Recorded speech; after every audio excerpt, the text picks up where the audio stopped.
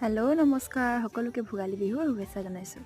সকলোৱে চাগে বিহুৰ পিঠা পনা বনোৱাত আৰু উৰুকাৰ ভোজ খোৱাত ব্যস্ত হৈ আছে নহয় জানো।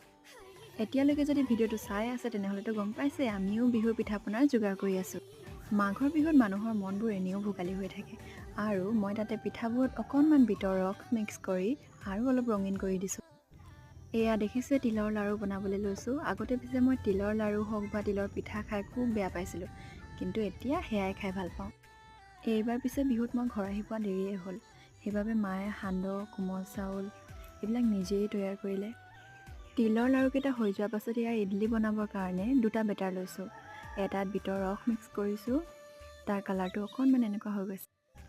ঠাণ্ডা দিন যিহেতু জুইতে সকলোবোৰ পাতি পিঠাৰ সোৱাদ লৈ লৈ পিঠা বনায়ো আছোঁ।